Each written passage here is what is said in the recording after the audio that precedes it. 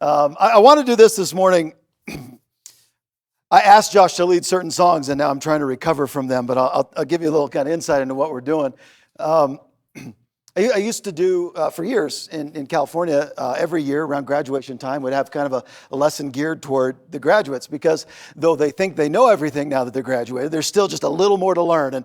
And we got a couple here today we're going to celebrate. I know we're hoping to see Alana as well, which as you think back on, Daniel, Jacob, Alana, those who are graduating, we know they're young adults now, but you probably see them as their Bible class teacher. Some of you go right back to birth and starting to walk, and what a journey those 18 years have been. And of course, those of us who are just slightly older than 18 years know there's quite a journey still ahead. And so the words I want to kind of speak today for all of us are a reminder. You need them whether you're kind of just getting out of the home and starting, and you need them throughout your whole stay on earth. There are actually two houses that Solomon talks about. There is one that is the house of mourning, the house of grief, and the house of sorrow. And there's the other that he mentions, which is the house of feasting. I'll just tell you which one I'd rather go to. And you all probably feel the same. It's just so much more fun to have a good time, to celebrate. And today we will do that. We'll celebrate our graduates, what they've accomplished and what they have to look forward to. But you just can't stay there forever without remembering that there's another house in this life. In fact, the wise man would tell you that of those two houses, there is one that is better. He said it's better to go to the house of mourning than to go to the house of feasting. For death is the destiny of every man, and the living should take this to heart. And I want you to know this may not sound like a great graduation message. But though I knew this day was coming, Monday started with a memorial service. Actually got to go and be part of Agnes's brother and his memorial. And I didn't know Wilbur in this life at all. I'd never even met him, but I know Agnes and I love Agnes, and so I was there. And I was struck. I was struck with what a life lived for God could be. There was no Guinness Book of World Record accomplishment mentioned. There was no standout something for the news. It was a man who lived his life for God and family. In fact, as a farmer, I really like this. He said he lived his life for FFA, which was faith, family, and agriculture. And that was pretty good. And it struck me that house of mourning is such a great reality for us, and we need to enter. And so today I'm asking you to come with me and walk into this house of mourning. That is wonderfully ominous. If we could just get the lights to flicker too, it would have just been perfect. Wow, that was great. It's like the best. I like this just in the NCV. It's better to go to a funeral than a party. And so sometimes you feel like that in a normal lesson, but that's my intent today. I want you to know. We sang these songs, and I'm going to give you a poem here in a minute to start, but this is really going to be a time of reflection. I just want you to think about life, what it really is, what a vapor it is, how quickly we are both here and gone, and that there is an eternity in store, that there's something more to come. I just kind of put that on your minds this morning, but we sang these songs, and again, Josh had a hard task this morning, because there are some of those, hold my hand, I don't know how, it's just hard to get through. I've sung these too many times in places where we were celebrating a life well lived and yet sad to not be with them anymore. We got to the last one there, and a memory flooded that I didn't think I was going to be able to shake. I was so young. You get introduced to death at different times, and maybe you're shielded from it for a while, but eventually it shows up and you're there, and there's nothing you can do to escape this house. But my best friend,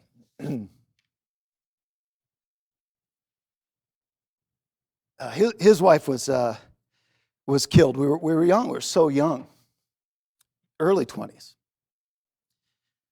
and we had our memorial and we sang the song, "It Is Well With My Soul," and I could not help but think it's not in any way. And I heard this loud voice right next to me, and it was Donnie, grieving his wife, singing with all he had, because his only hope was that as awful as this ended, there is something more. This isn't the end. And I was struck by that, and I tried to sing that out. And 20 years later, singing it for him. And you don't get any say. You know, the great thing about graduation is you think you've made all these plans. And life's perfect. And I know you young men are planners, at least Jacob is, right? You're planners. You got a schedule. You got a goal. And I hope what you want and what you wish for comes true. But I don't hope that more than I hope you follow God's lead and take the turns and bends He gives you, because they'll be better than whatever you plan for yourself.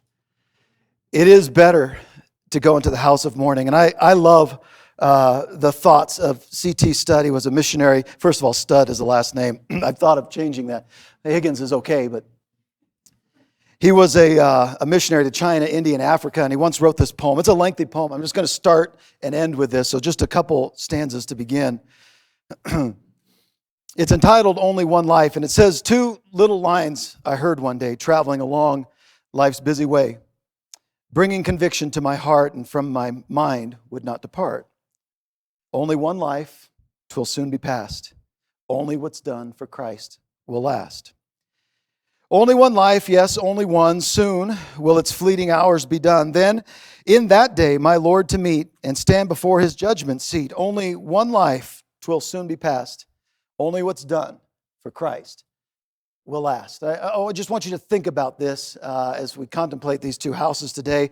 And I want to just kind of stay in that house of mourning. And what I thought I would do is just from the passage we have from Solomon, think about some wisdom that comes from the fact that we are temporal, that we were never designed to be here forever. Think about the things we're forced to face when we say goodbye to loved ones here on earth. And so just some thoughts this morning to kind of put on your heart and hopefully take your mind to where it needs to be. Here's the first, and that is, there's no great way to say this, but death is coming for all of us. I know, again, if lightning could come now, that's the moment. You don't get through this life without dying. Have you thought about that? In the end, time is undefeated. You're not going to outrun it. You're not going to outlast it. I know medicine advancements are great, but they're not going to get you there, because in the end, what we all know, but rarely think about, is that there will be an end. When you're young, it just doesn't feel that way, does it? And it's okay. I don't want anybody to think about this all the time. That's why we're stopping in today. But once in a while, it's good to remember that you're not invincible. You know, sometimes we get those warnings, those wake-up calls, those reminders that we're not as invincible as we think we are. And it's easy to think, like, when will this ever happen? In fact, we entertain ourselves to distract ourselves from the reality that life's not permanent, that life's not meant to go on in this world forever. I like the way Rob Moll wrote it. He says, we now keep death at a distance, leaving us unprepared for our own death and also uncertain with how to visit and care for the dying and the grieving. We're so distracted by joy and happiness in the house of party that we forget there are those who suffer in this world, and Christians are called to always be mindful of that part of life. You know, not only is death something that's coming, I think I would have maybe changed this part to be, you don't know when. That's the hard part about this reality, isn't it? You really have to live prepared, because you don't get to know when. I mentioned a little bit about how you get introduced to loss and grief and death along the way. I was headed off to college, my freshman year of college, and little boy Jonathan, he was 8 years old. I'd known him his whole 8 years. I was, of course, 10 to 18 during that time, and kind of, Jonathan was a good kid. I liked him. I paid attention to him a little bit. His mom told me once he looked up to me, and I thought, well, that's a good thing. I must be doing something right. And I got the call my freshman year that Jonathan had been, at 8 years old, backed over by his mom's van in their driveway. No one was ready for that. The community was crushed. The family, still not the same these many years later. Church, what do we do? We get the reality that life's not in our hands, that we don't know when, but when it hits, do we really understand that there's something beyond our control here, and that God really does have a picture, a plan that we don't see? I was just kind of reminiscing about some of these moments, these hard wake-up calls, and I could think of so many. Dennis was a kid that graduated with my brother, and graduation night, group of his friends thought, let's go down to the river, Columbia River, and we'll just go swimming. And it's not a place to swim anyway, but It became a contest. Let's make it out to that buoy. Let's make it out to the buoy. Graduation night, his parents realized Dennis' life was over. It's not what they planned. It's not what they wanted. Again, the community shook. Like we'd never seen or heard of anything like this before. Like it is amazing to me that at every loss, grief is brand new. And we forget that this life we're living is a gift. It's a blessing, but it isn't ours to keep. And we don't get to say when it's done. Remember summer camp, little kid named Andrew, 12 years old, walked up to me. In fact, this was one of those kids, Katie and I were just newly married at the time. We thought, I think we might name one of our kids Andrew. This is a really cool kid. Asked me to baptize him in a little creek there in Oregon. And several years later, he goes off to college, just proud of what his life's becoming. He's married, and he finds out he's got a brain tumor. He finds out the next week it's inoperable. Early 20s, gone. I didn't picture that. We didn't plan that. Nobody wanted that. And this is the point. The house of mourning reminds us that sooner or later, death is coming for us. And we don't live in fear of that as Christians. We live in a hope that whenever God calls that time, I'll be with God. And that's ultimately where I want to be. And so here's another lesson from this house. I sat there Monday at a memorial, and I thought, what a great time as we listen to the story of a man's life to take stock in your own life.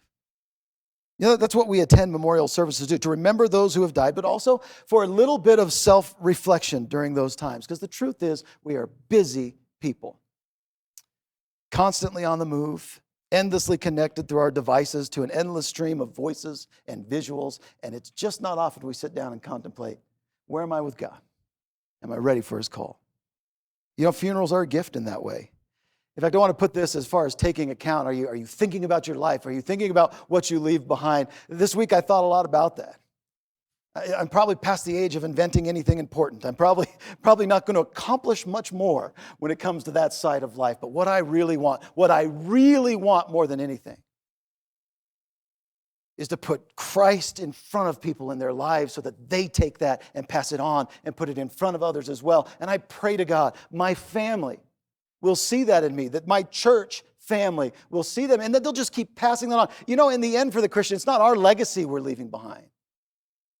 In fact, sometimes it's wanting to leave behind our own legacy that gets in the way. And I was thinking of Jehoram as a king. I promise all of you, I'll never say any of this at your funeral, but 2 Chronicles 21:20 talks about Jehoram being 32 years old when he became king. He ruled for 8 years. I mean, that's quite a thing, right? He's 40 years old, and then it just says, no one was sad when he died. And he was buried in Jerusalem, but not where the kings are buried. Now, here's the truth. As you live your life, you're leaving something behind. And this is what I love about being in Christ. We're leaving more of Christ behind. You think about those funerals where you wept for sadness over the one who is gone, but you rejoiced because you knew where they went. Christians, we don't grieve like those who have no hope. We know another servant moved on to their reward. A man here who was rich and powerful, making a mark on this world, was not missed when he was gone. And the house of mourning is a great time to take stock in the life that we're living and what we're leaving behind. And here's another thought. It's time to think about that impact, what it's going to take. Just really a simple, well-lived life for God's glory. What do you really want to be said about your life? 1 Timothy 2 at verse 2 says, pray for rulers and for all who have authority so that we can have quiet and peaceful lives full of worship and respect for God. I can tell you, that's it. I've been to funerals with people who've accomplished amazing things, and that's kind of fun to kind of hear what they've done. But in the end, what really comforted me Monday was there was a man who died and birthed last week whose children and grandchildren did the whole memorial. And everything they said sounded about the same. Man, he loved the Lord. Man, he loved Grandma. In fact, I got to hear 2 of his granddaughters get up and say, I see that marriage, and that's the marriage I want. Christ at the middle, together forever. And that's it. And again, that's not going to make a headline in our world. It'll make a difference. It'll really make an impact, and not just in the days we live. We leave that legacy behind. Another thought I was thinking about here is that life, as we really think about it, is the dot, not the line. This world just does a poor job of teaching us that there's more after this life. I think we've kind of in time, I read an interesting book on death and dying. This sounds so morbid, but it's a really good book. And it just kind of points out that how we as a culture, people, have removed ourselves so much from death. You think back 100 years ago, you knew what you were eating. You raised it. It died it gave its life for you to live. You were around death. Grandma didn't pass away in a nursing home. She was in your home. We were closer connected to this reality. And somehow in this modern world, through all our conveniences, we've come out of touch with the fact that this is happening. This is a part of our reality. And so I just want you to think a little bit about that. Our days in this life are nothing more, as the Bible tells us, than a vapor. It is the dot. That's it. Then comes the line. Eternity is coming. And so you live in a way where it matters what you do here, but you get the best later. And then again, funerals remind us of that. We hear great voices like Paul saying in 1 Thessalonians 1 verse 9, people everywhere telling about the way you accepted us when we were with you there.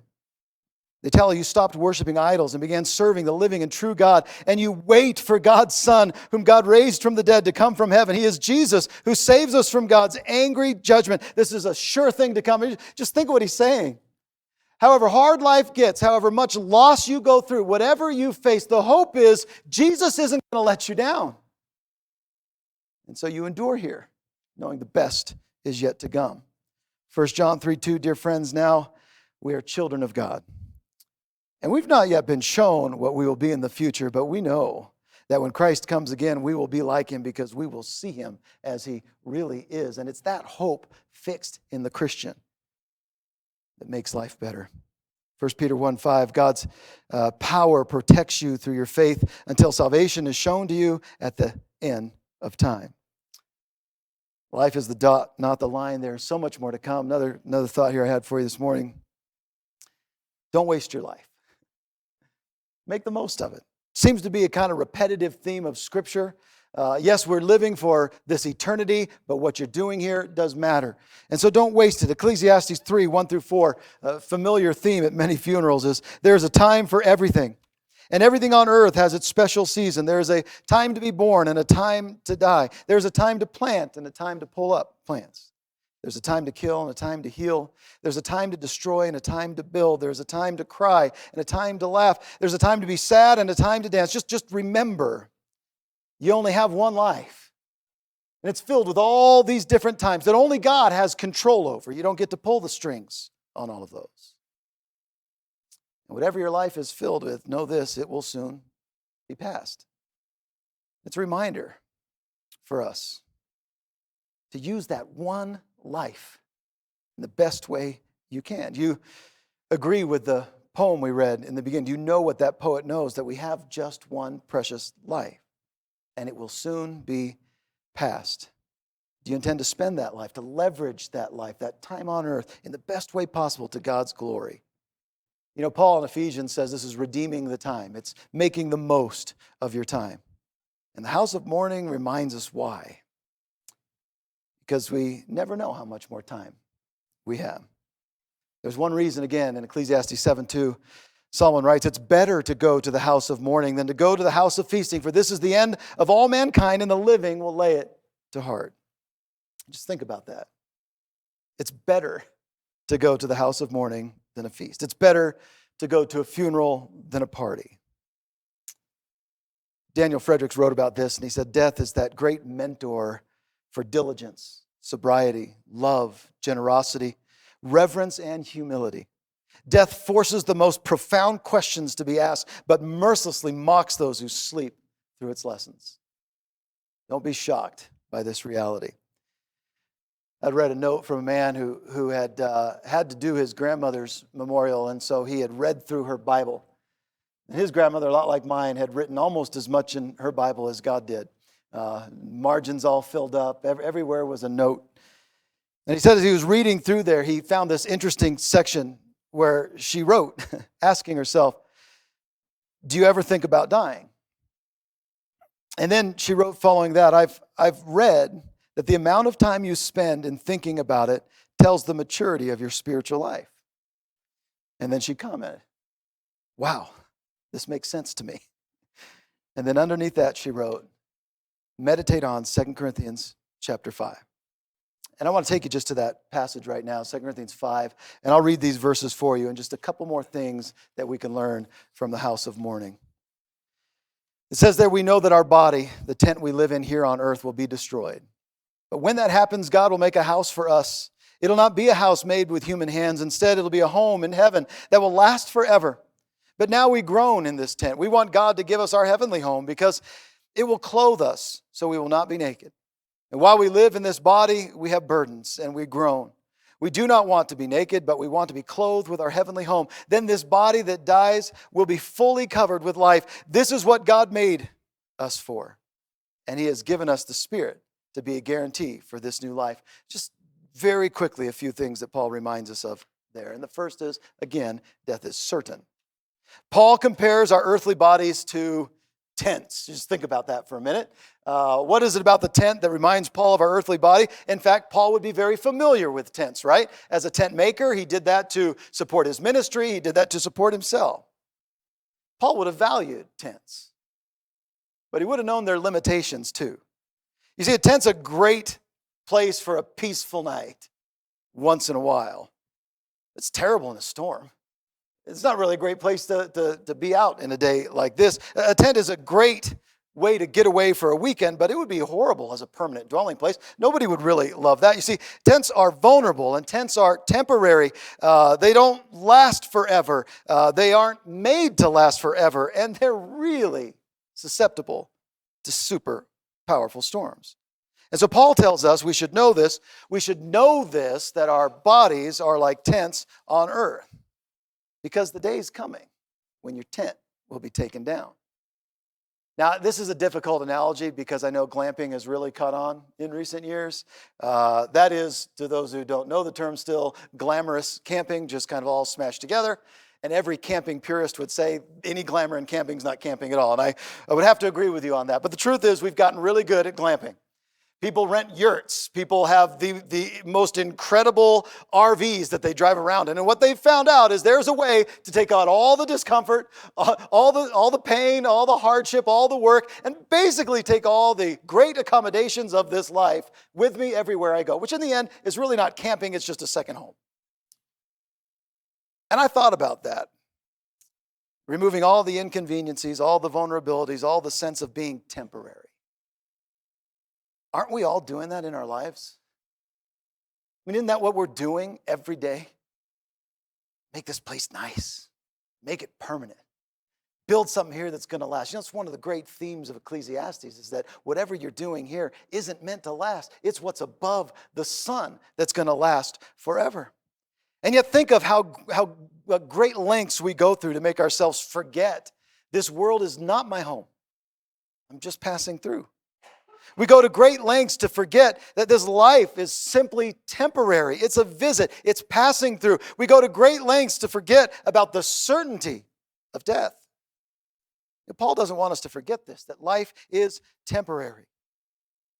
You know, God told Adam and Eve that day they ate of the fruit, that they would surely die. And ever since that day, death has been a certainty for all mankind. In his book, Job claims to know the certainty of death. In Job 30, verse 23, he says, I know you'll bring me down to death, to the place appointed for all the living. Don't forget. House of Mourning reminds us. Here's another lesson. Death is necessary. Don't you wish it wasn't? Death is necessary. It's inevitable. It's actually vital. Think this through as Paul teaches, because without it, without the folding up of these earthly tents, how would we ever put on our permanent dwelling? I mean, it's the necessary process. Again, in the text we read, Paul talks about this tent that goes away and God gives us this permanent place. C.S. Lewis once put it this way, if we find ourselves in this world with a desire that cannot be satisfied with anything in this world, then it tells us that we were made for another world. And Paul tells us that there's a desire that we all share. And we just can't satisfy it here. It's that desire for eternal living. And he tells us that we're not made to dwell in these tents forever, but we were made for a dwelling place. Did you notice that? And we long to put on those permanent garments. We groan for it, Paul says. We groan refers to this inarticulate, painful longing for what we know will be perfect with God. Deep within us, there's an unshakable longing for the eternal. And the only way to get to that eternal place is to pass through death. Death is necessary. In his first letter to the church in Corinth, Paul writes, our dying bodies must be transformed into bodies that will never die. Our mortal bodies must be transformed into immortal bodies. Then, when our dying bodies have been transformed into bodies that will never die, the scripture will be fulfilled. Death is swallowed up in victory. O death, where is your victory? O death, where is your sting? And there is a day coming when death will no longer be inevitable. It will no longer be necessary. And we long for that day. There's a day coming when death will be swallowed up in victory. But the only way to arrive at that day is for our mortal bodies to be folded up and to put on immortality, and our dying bodies to be transformed into bodies that will not die. And that transformation takes place through this gateway of death. And I just want you to think about the power of that. It's amazing that what seemed to be our greatest enemy, death, for the Christian, has become the gateway to victory. And that our greatest fear so often is now the pathway to find what we long for the most. And all of this is because God himself has come, experienced death, and robbed the grave of that power. Donald Gray Barnhouse was a preacher and professor for years who lost his wife when his 3 children were very young. As they were driving to the funeral, he was looking for words to say to his children about what had happened to their mother. Something to bring them peace, something to bring them comfort. It was a bright, sunny day. And as they came up to a stoplight, a big truck pulled up beside them and cast this shadow on them. And just then he had an idea. He asked his young daughter, which would you rather be hit by? The truck or the shadow of the truck? The shadow, of course, she said. He said, that's right. And that's the way it is with death for a Christian. Jesus was hit by death so that we could be hit by its shadow. See, this is the truth. All must die. But because Jesus, all those who are saved by his death on the cross, though we die, will live again. And finally, from 2 Corinthians 5, this is probably my favorite thing. Death's not the end. Death is certain, death is necessary, but the good news is it is not the end for those who put their faith in Jesus Christ. Another quote from that grandmother's Bible I mentioned earlier. In the front of her Bible, she wrote, to a Christian, death is not a punishment, but an open door to heaven. What a great way to look at it. Death is not the end. It is ultimately just the beginning for us. It is the bridge from the temporary life into an eternity with God. It is what we often forget we are living for on this earth. And I would just say this.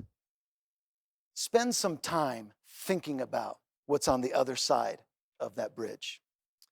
I'll just read for you Revelation 21, 1 and 5. It says, then I saw a new heaven and a new earth, and from the first heaven and the first earth had passed away, and the sea was no more. And I saw the holy city, New Jerusalem, coming down out of heaven from God, prepared as a bride adorned for her husband. And I heard a loud voice from the throne saying, behold, the dwelling place of God is with man. He will dwell with them, and they will be his people, and God himself will be with them as their God. He will wipe away every tear from their eyes, and death shall be no more. Neither shall there be mourning, nor crying, nor pain anymore, for the former things have passed away. And he who was seated on the throne said, behold, I am making all things new. And he also said, write this down, for these words are trustworthy and true. Look, I could think all day about what heaven will be like. I could imagine every sorrowful moment in the house of mourning, God wiping away those tears and saying, here, there's no pain anymore. But what I love the most for those here on earth is that God said, write it down. These words are trustworthy. Think about this. God knew how important it was. He commanded these things to be recorded because he wants to make sure we know them. One of the things that should be the driving force of our lives is not just that we know this from the house of mourning, but that we share it. In fact, 2 Corinthians 5:15 seems to be the point See, Jesus died for all, so that all who live, having received eternal life from him, might live no longer for themselves, to please themselves, but to spend their lives pleasing Christ who died and rose again for them. And so it becomes our goal to let everyone know there is an eternal life awaiting you. Are you right with God? Are you prepared? I'm going to read the last two stanzas of C.T. Studd's poem I started earlier. He goes on to write, "Oh, let my love with fever burn, and from the world now let me turn, living for thee and thee alone, bringing thee pleasure on thy throne. Only one life, 'twill soon be past, only what's done for Christ will last. Only one life, yes, only one. Now let me say, thy will be done. And when at last I hear the call, I know I'll say 'twas worth it all. Only one life, 'twill soon be past, only what's done for Christ will last." I want to say this, especially on this last point. Thanks be to God that death is not the end. Oh, what a glorious day when we can enter into our faithful reward, those who follow Christ in this life. And so we had two houses to learn from. Solomon said it's better to go into the house of mourning. Writing on that, Robert Browning Hamilton wrote this just simple saying, and I like this. I'm going to put this right into, slip this into my notes in Ecclesiastes in my Bible. He said, "I walked a mile with pleasure. She chatted all the way, but left me none the wiser for all she had to say. I walked a mile with sorrow, and not a word she said, but oh, the things I learned from her when sorrow walked with me." You know, the house of mourning is not always a place we want to go, but it's a place where valuable lessons can be learned. And I would just say this to those graduating today, so much joy is in front of you. Just know that in every step, in every part of your journey, there is an end that God has in mind. And so live each day, each moment for God. He'll bless you. He will reward you. And to all of us, something I heard often from my uncle growing up. I loved this saying. Maybe he saw that I was young. Maybe he saw that I had maybe walked too long with pleasure in the house of party. But he said, "Josh, I want to tell you this, and I want you to remember this. Being a Christian is the best way to live. It is the only way to die." Look, I get it sometimes. Life is telling us different things than God tells us. I want you to know the best way to live your life is to trust the Lord every step and listen to him and heed his will and make his will your will. Because in the end, it's the only way to leave this life. Right with God, home forever. If you're not a Christian this morning, it's not been a lesson about becoming one. It's certainly been a lesson about the benefits of being one. You see, what Christ did in taking away the sting of death is he allowed us an eternity with him in heaven. He took that pain for you. If you're ready to put on Christ in baptism, then spiritually you can die with him in baptism, putting the old self away and start to live a new life. He'll empower it. He'll strengthen you. He'll walk with you. If you're here and you need to respond to that, you can let us know.